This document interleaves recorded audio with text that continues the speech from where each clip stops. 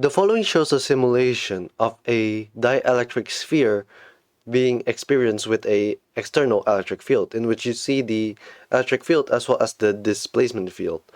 So in this video, we'll be discussing about the electric field in a dielectric media, which includes the polarization as well as the displacement field, and how do you solve certain problems. And so before starting, please check the notes in the description for the notes throughout this entire discussion, as well as the timestamps below for you to skip throughout this entire discussion, just in case if you want to learn a very certain topic. So let's just jump to the idea of what exactly is a dielectric. Well, if you remember from last time, a dielectric is a material which is insulating. And so we could call an ideal dielectric to be something that doesn't have a free charge. So all of the charges are bounded by the material. This is what we call as a dielectric. And you could actually polarize dielectrics. So basically what polarization is, polarization is the effect of the electric field on the dielectric material, on the dielectric.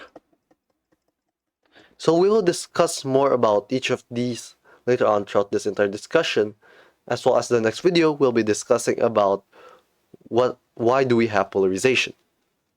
So let's discuss about polarization itself now. So the way that we'll define polarization is by understanding first about the dipole moment. And if you remember last time, for an ideal dipole moment, it would be the r vector dq.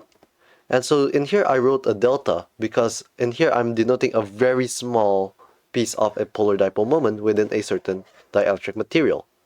So in here we would have a polar dipole moment within a certain volume. And the way that you would compute this polar dipole moment is from this one, in which you have already learned within the second video when we discuss about Coulomb's law. So we'll just define polarization to be the delta p vector over delta v. Or basically this is what we call as the density of the polar dipole moment. This is what we call as the polarization. So in a microscopic term, normally it is not a continuous object. It has to be discrete because you know that materials are made out of atoms. And so the way that we'll discuss about this is that instead of thinking about these small polar dipole moments, instead we'll be thinking about the molecular polar dipole moment.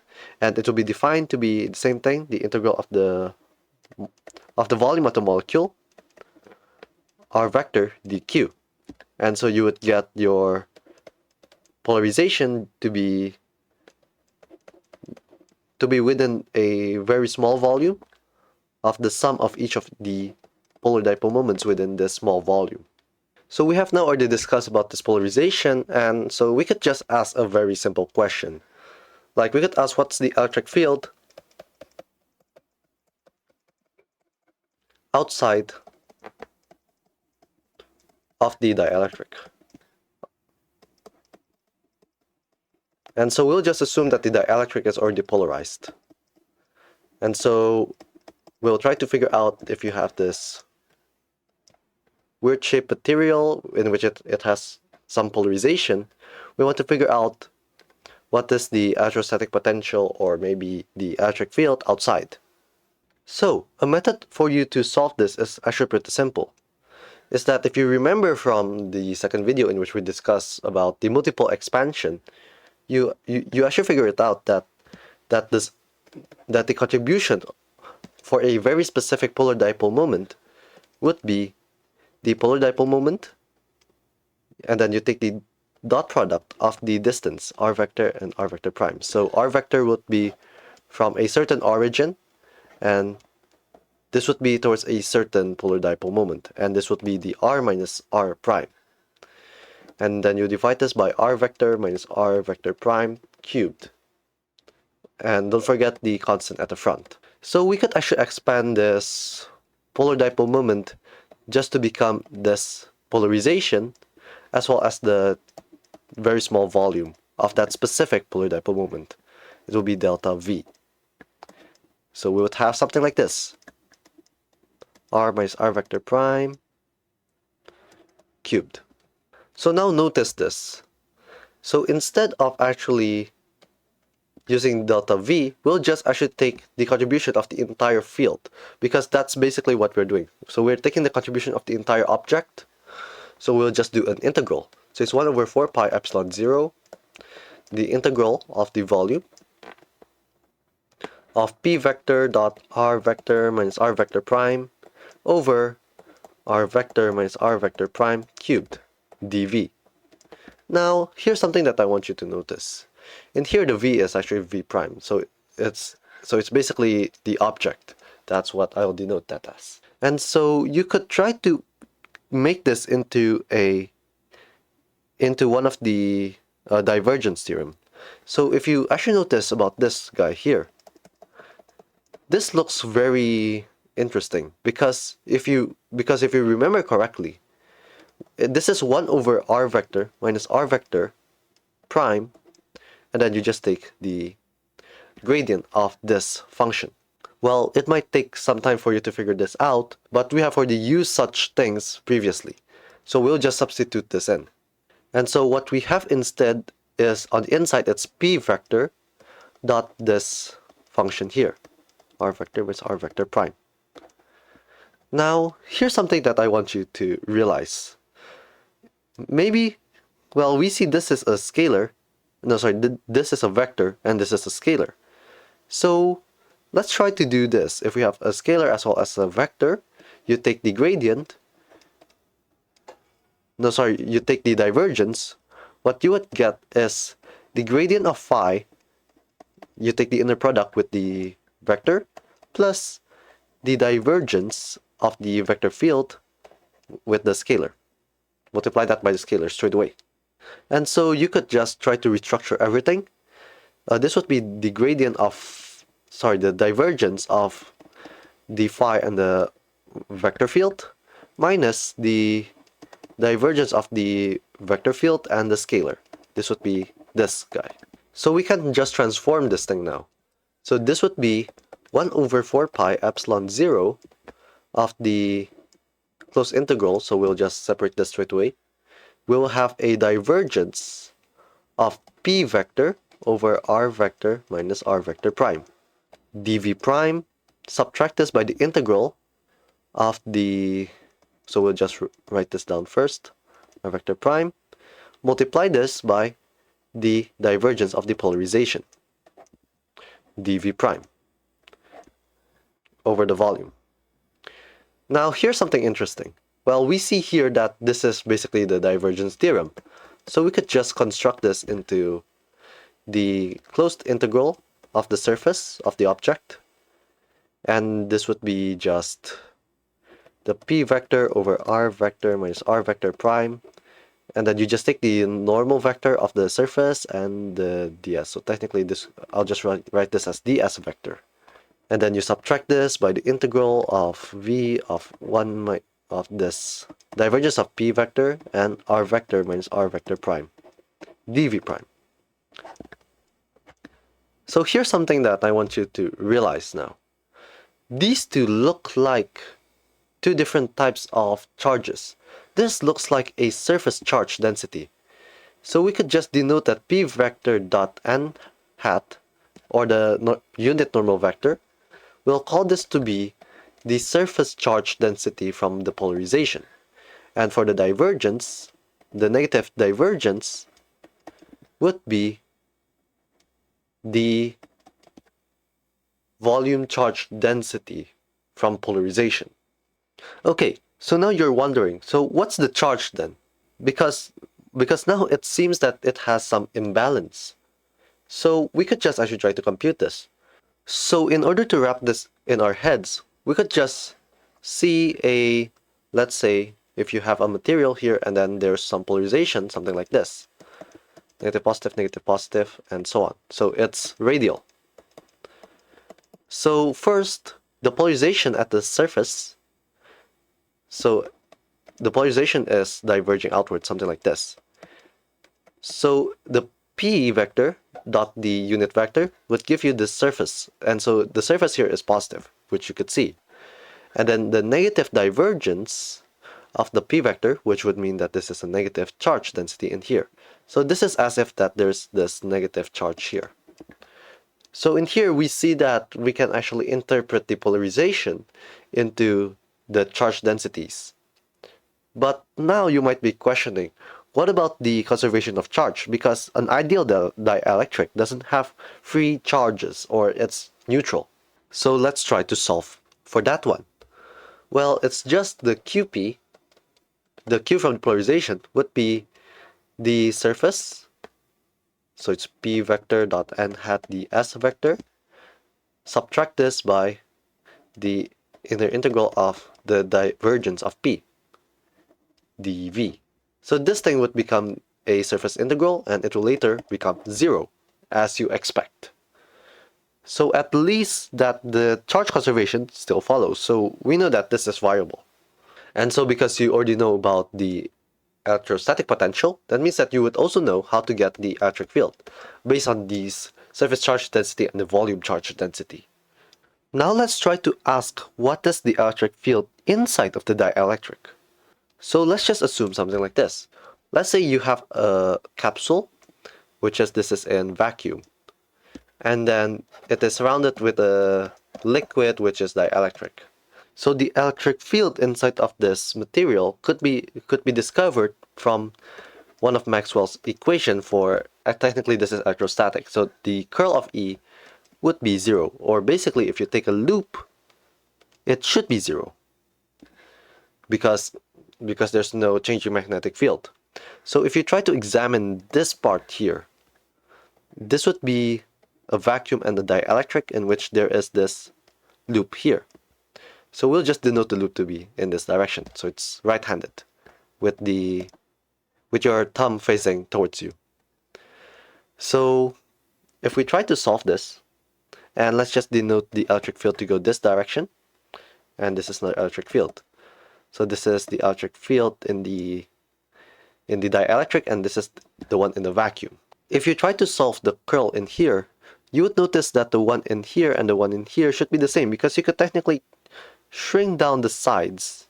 And so if we denote this length here to be dl, and same thing here, dl as well, and try to solve for the curl, or basically the loop, in which we'll just do, this would be just ed in the cosine theta. Well, we'll just say ed parallel to the plane, and then multiply this by the length here. We'll call this to be w instead, width. So it's the ed parallel with the width, and then you add it with a very small chunk in the tangential direction, dl, and then you add it with another one, but instead in the vacuum, which is tangential as well, and then you subtract this with the one in the vacuum but parallel times the width, and then there will be another section which is another EV, this one dl, and another ED tangential dl. Okay, and so this thing should be 0, and so we could just let dl go to 0. So we'll just ignore all of the dl's, because we have the ed times the w, which is a value that should be very big compared to the dl's. So instead, what we come up with is the EV parallel is the same thing as ED parallel. This is a very useful information, because now if you know what's the electric field within the dielectric, you could just figure out what is the electric field in the vacuum. Or if you do the opposite, you could also figure out what's the electric field in the dielectric, as long as you cut out a very small slit, obviously. So what about the tangential component? Well, we cannot solve it straight away, because it requires some more ideas behind displacement vectors, as well as the susceptibility and all the other electric constants. So we'll try to figure this out now. So let's discuss about what exactly is the electric displacement. And the way that you actually try to define this is by doing the following experiment.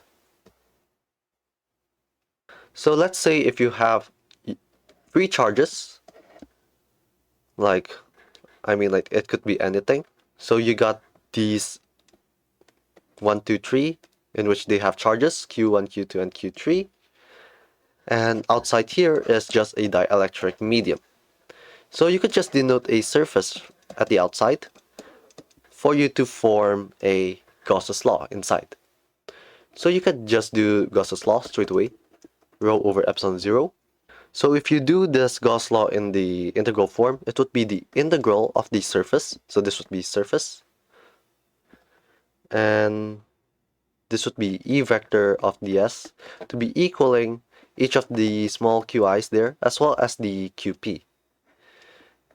So the qp is just the integral of negative gradient pdv.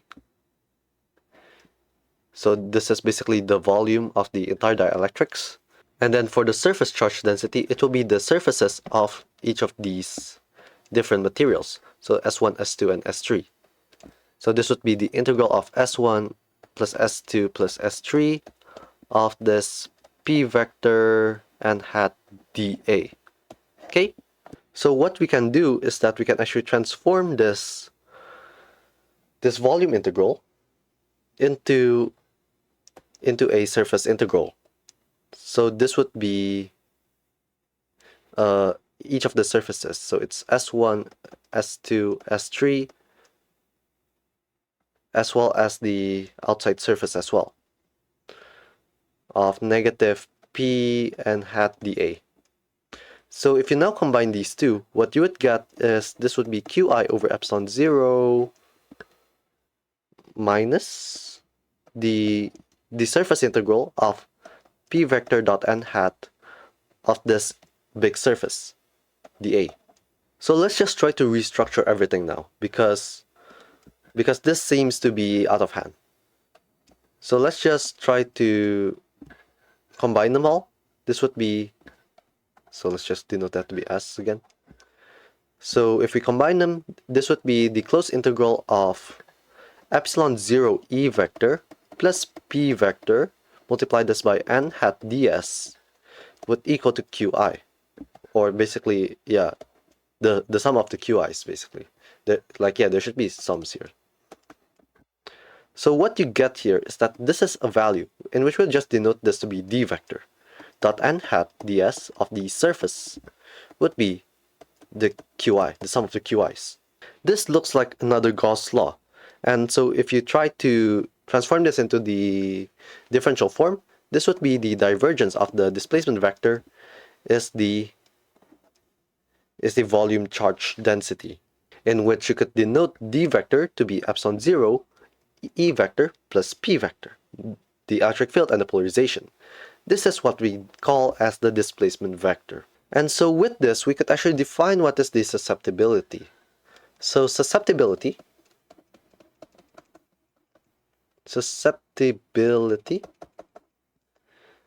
as well as the dielectric constant, since these two are actually related.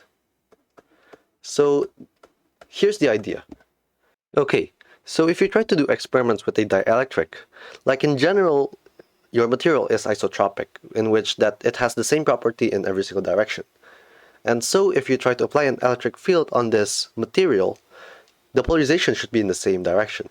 And so we could actually denote this to be something like this, in which there's a constant here which is also a function of the electric field.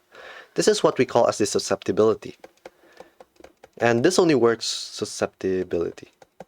And this only works for isotropic materials. And so if you now combine it with the definition of the displacement vector, so displacement vector is P vector plus epsilon 0 E vector. So what you would get is basically chi plus epsilon 0 times the E vector is your D vector. And this is what we call as the permittivity of the material. Permittivity. Now, most materials have a very unique property in which that it is mostly linear. As long as you use a very small electric field, it's mostly linear. So instead of using this function of E vector, we will just write this to be just chi or epsilon, as these two are pretty much sufficient if you're using very low electric fields. Lastly is about the dielectric constant, which I haven't discussed yet. So the dielectric constant is just basically epsilon equaling k epsilon 0. This is what you call as the dielectric constant. And so you could figure out what the dielectric constant is. It's just epsilon over epsilon 0, or basically the ratio of the permittivity. Or you could also write this as 1 plus chi over epsilon 0. It's basically just that. Now, if you make the electric field to be very big, there's something which you know as the dielectric breakdown. And so this is the maximum electric field that a dielectric could have, so that it doesn't become a conductor. That's what you call as the dielectric strength. But I won't discuss much about that. So let's try to think of some problems to solve. So let's just solve a point charge in a dielectric medium. So this is a very simple problem. Dielectric medium. So you have a point charge, and outside it's a dielectric medium with, let's say, constant k. So you could figure out what's this straight away. I mean, like, if you make this into the integral form, the vector dot n hat ds would equal to the charge q. So if you make a surface, let's say circular, and because this is spherically symmetric, so you could just make the surface here, and it just makes sure that your d vector is always constant. So it turns out that this d vector would just become the d in the r direction, multiply this by 4 pi r squared. That's basically the area. So we'll just denote this to be r. Let's just denote that to be small r. And this would equal to q. So you would figure out that this d vector in the radial direction would be q over 4 pi r squared in the r hat direction. So it's radially pointing outwards. So from this, we could actually just compute what's the electric field as well. Well, the electric field would be just, so it's epsilon E equals to d vector. That means that the E vector would be d over, so epsilon is k times epsilon 0, so we'll just denote that to be k epsilon 0. So it's q over 4 pi k epsilon 0 r squared in the r hat direction. So what you see here is that the electric field actually decreases since technically for a vacuum the k is technically 1, and for a dielectric medium it's normally higher than 1. So you see that the electric field actually decreases when you put your charge inside the dielectric material. But alongside that, you could also figure out what's the polarization. So we could just subtract both of them. I mean, technically you need to multiply the bottom one first by epsilon 0. So this would be, if I do the mathematics correctly, it should be q over 4 pi r squared k, and k minus 1 here in the r hat direction. So that's the polarization. So it's pointing outwards. And so from this, you could actually determine what's the charge densities. Well, you could figure out that. So with this, you could actually figure out what's the volume charge density as well as the surface charge density. But I'll just leave it up to you because it's actually a very simple computation. So that's pretty much for a point charge. And so if you remember from last videos when we discussed about how do you solve the electrostatic problems using boundary conditions, we should try to develop that, but for dielectrics.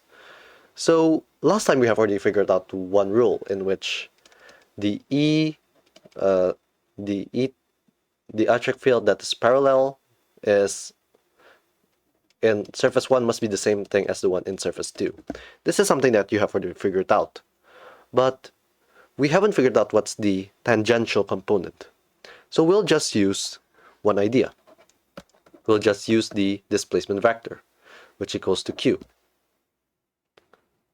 Which equals to the charge density, technically. So the way that we'll do this is that we'll have the surface here, and we'll just make a random surface. I mean, like, we could make a pillbox, we could just make it rectangular or anything whatsoever. And there will be the 2D vectors. This will be inside and this will be outside, 1 and 2. So if we try to develop this, and we'll just make this height to be very small, that means that the sheet here doesn't have any contributions. So this would mean that the D1 tangential subtracted by D2 tangential should be the charge inside, which is sigma of the delta S, or basically the surface charge density, which is the free charge technically. So you could just destroy all of them. So it would be D1 tangential minus D2 tangential would be the surface charge density. But you could do better. If we assume that there is no surface charge density, or there's no external charge basically, you could make this into D1 tangential equaling D2 tangential. And this is one of the boundary conditions as well. So now, because you know about these things, so we can try to solve boundary value problems for dielectrics.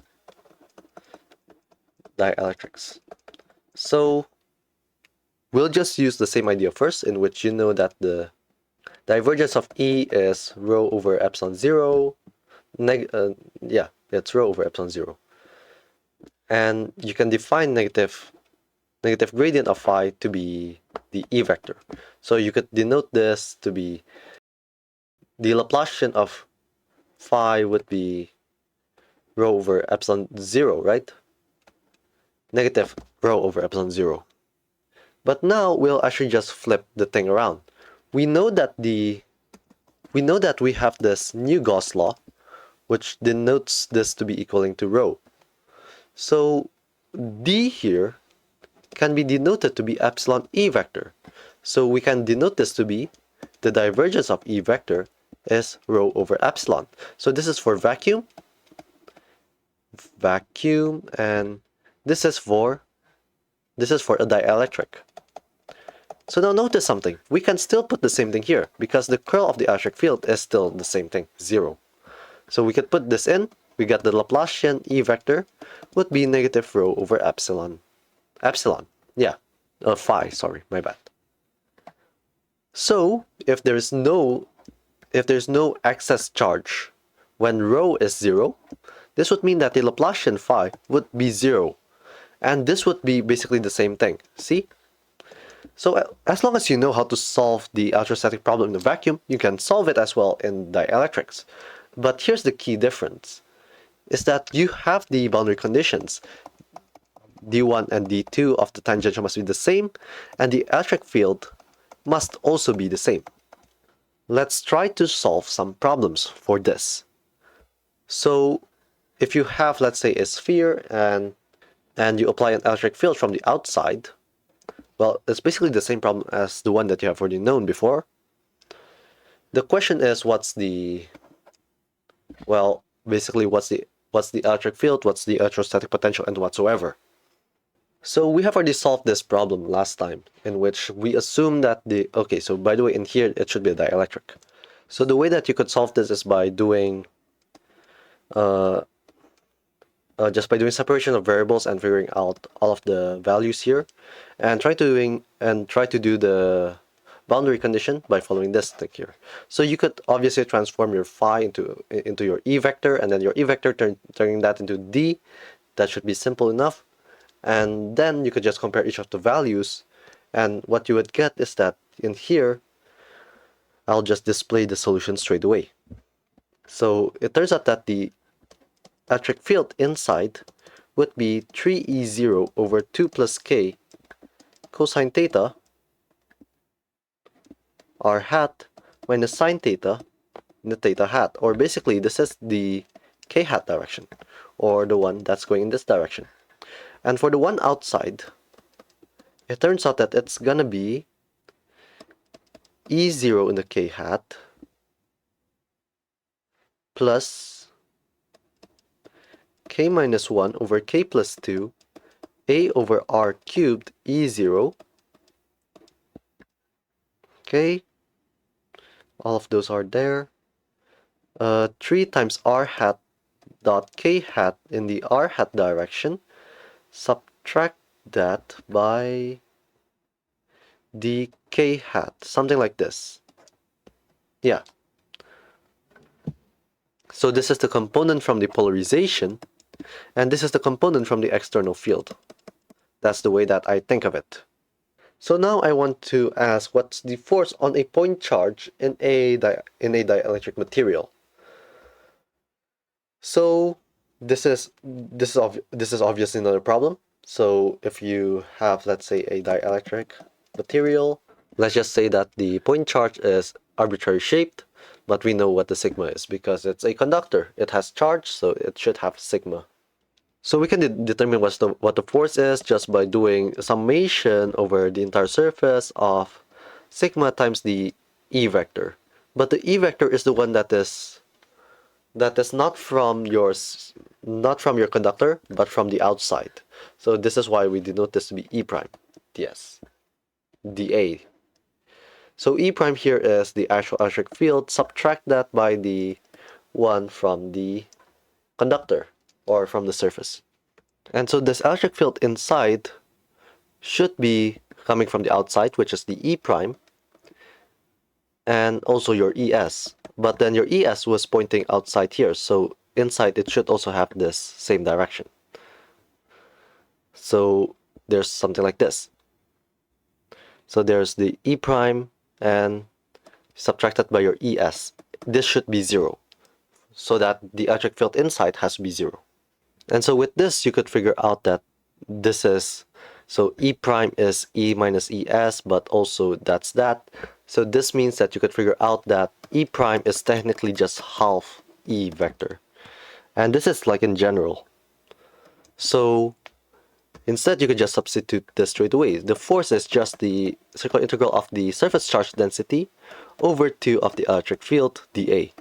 So now if you assume that your object here is actually a sphere and then you subtract this to an electric field outside, you could just use the formula that you already gotten from the previous example, but you also add in q over 4 pi epsilon r, which is the particular solution. And later, if you try to figure out what's the electric field in the r directions, it will give you your sigma, right? Sigma would be epsilon over ER. Yeah, something like this. So you could solve this to be 3 epsilon E0 cosine theta plus q over 4 pi epsilon r squared. Oh, sorry. This should be a squared. Yeah, 4 pi a squared. Q over 4 pi a squared. So you could just now plug this into the formula above. And so from this, you could actually determine, by using the force here, you would be able to obtain what is the actual force, which is actually Q times E0 vector. So it turns out that a charge in a dielectric doesn't really change its force. So the Q will remain the same and the electric will remain the same. So it's exactly what you expect. Finally, what I want to introduce is the idea of the method of image for the one using dielectrics. So I mean, we can just do one problem in here. So if you have, let's say, two different dielectrics, epsilon 1 and epsilon 2 there, and we'll just put a dielectric here. So we'll just put an image here. Let's say same distance, but instead this has Q and Q prime. So the question first is like, what's the electric field of this guy? And so this is the image.